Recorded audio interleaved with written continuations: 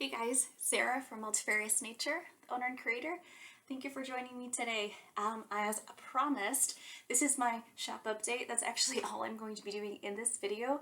This is Sarah from the past.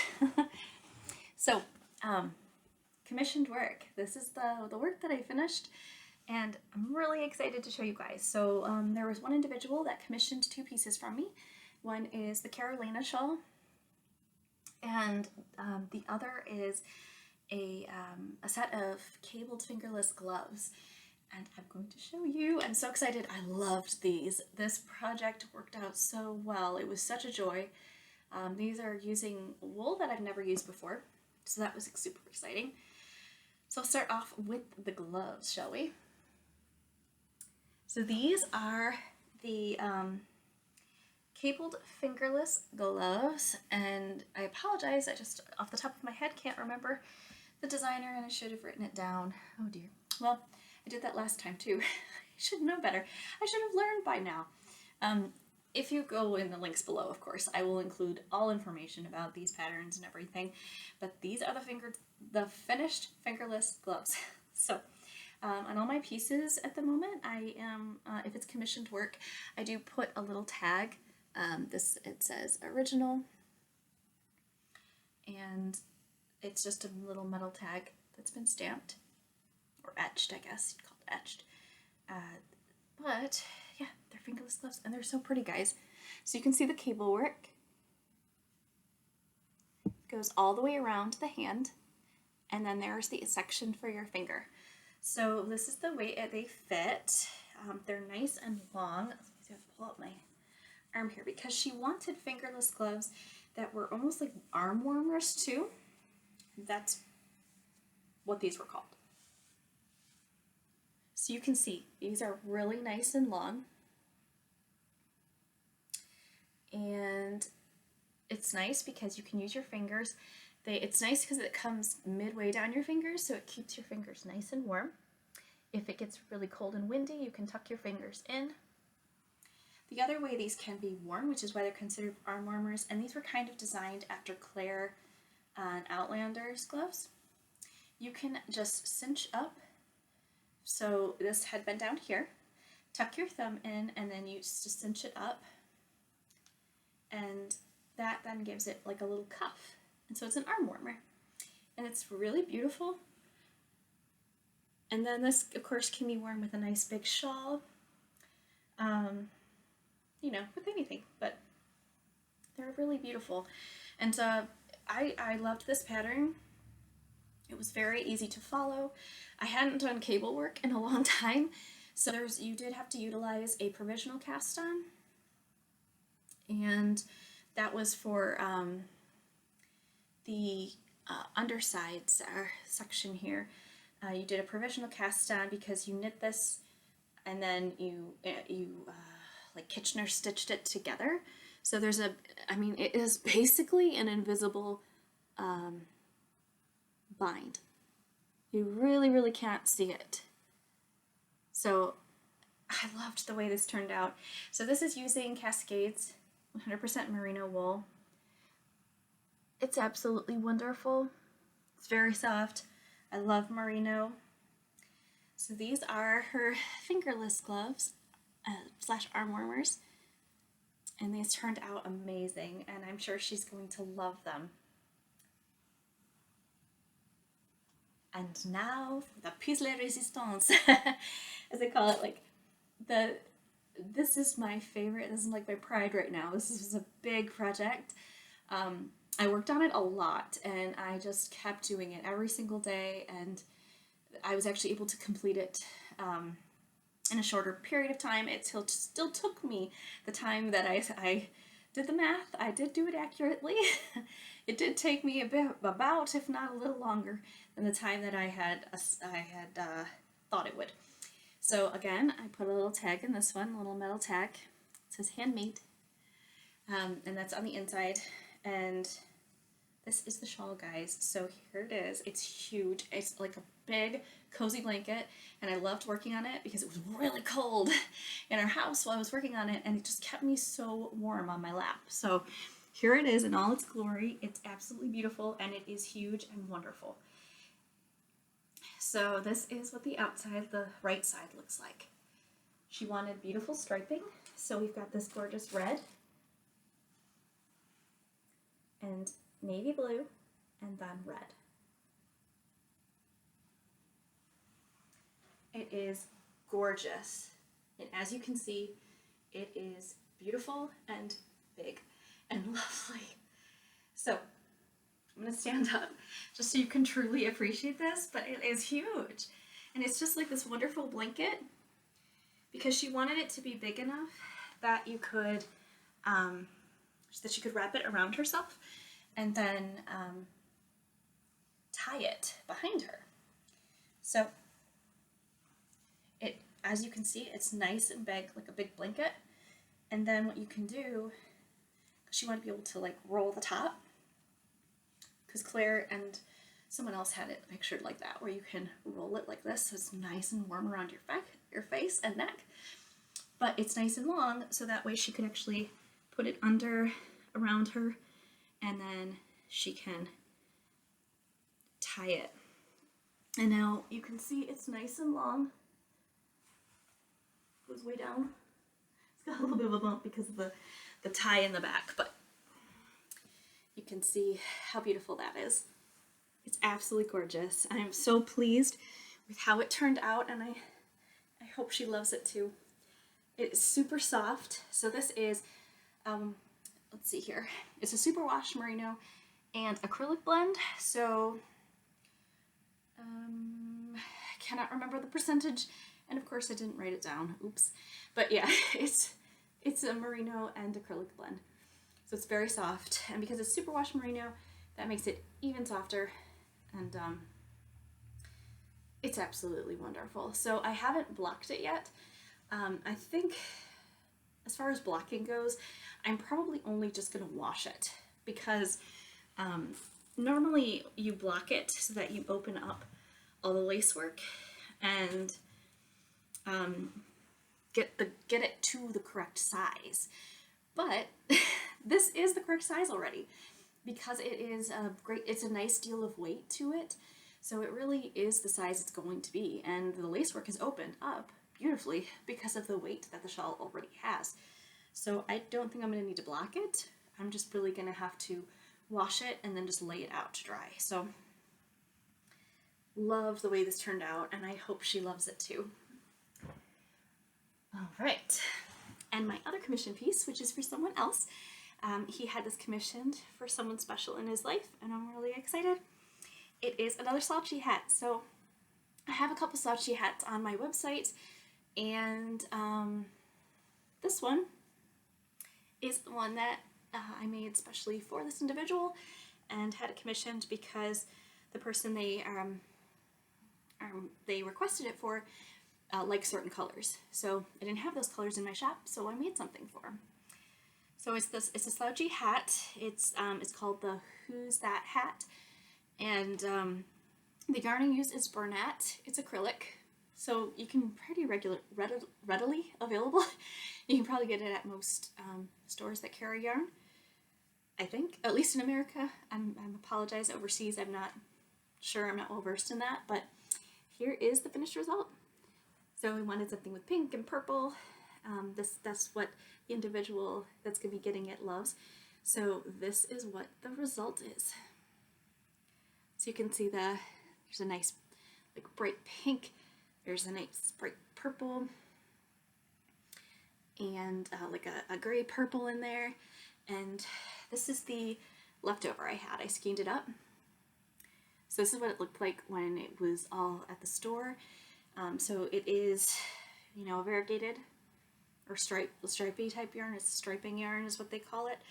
I don't know the colorway. I'm sorry, but it's 100% acrylic. So I just washed it. I didn't block it more than just by hand blocking because it doesn't take much with the slouchy hats. But this is all crocheted. So most of my work I show is usually knit at the moment, but this one is crocheted, and it's just so much fun to make. And I've made a couple, And this one was a commissioned piece, so I was really excited about that. And this will also have, I haven't attached it yet, but there will be a little metal original original label. Oh my word, label sewn on there, so that that's something special. I've been trying to now implement that with my pieces that I do. So if you've purchased one in the past, sorry it didn't have that label on there. This is something new that I discovered, so I'm trying to do it going forward. And I'm trying to think of what else. Oh, okay, so there was one other thing I wanted to tell you guys. It's not a huge deal, but I did want to make you aware. So if you are someone who's followed me for a while, you may be aware that I sell items in my shop on multifariousnature.com that are hand-dyed yarn and tools for knitters and crocheters. So it's kind of like your tools and the things you need to create something. Where my Etsy shop is finished items. So like little crocheted critters, crocheted hats, knitwear, things that I've made by hand that are finished items. Those are in my Etsy shop. Well, I apologize. I don't like to rant. I try really hard not to do that, but I wanted to make you guys aware of this because, you know, if you do want to buy my items, I will make it really obvious that where you can find my finished objects. But after much thought and deliberation, I am going to be pulling my items. If you're not familiar with Etsy, you list something for you pay for like 4 months is basically the way it works. You pay to list for 4 months, and then you can either renew or have it expire. In February, my items will be expiring, and I'm going to let them expire. I'm going to then transfer those items onto my multifariousnature.com. So multifariousnature.com will end up having everything on it. It'll end up having my the tools to create items, and then also finished objects. The finished objects will have its own section, and it will be very obvious. But the reason for that, people that are familiar with Etsy probably know this. It's not brand new, but it is something that has come, I don't know, I've become more and more aware of it, and it's too much. So Etsy charges a lot of fees, like many sites that people sell items from, and I don't begrudge them from doing that. You know, they have a business and they're a platform, so I understand they have to have some type of fee, maybe to list items on there, but they have a lot of fees. And the more I've noticed with sales where, well, here's what was like my tipping point, and I just have to kind of rant about it. So bear with me. If you don't want to listen to it, you know, by all means, hit stop. But if you're curious to learn about it, this is something I think you should be aware of. Is that, okay, so Etsy charges fees for like everything, pretty much. And I don't begrudge them that. However, they do charge a fee for mail, like your shipping.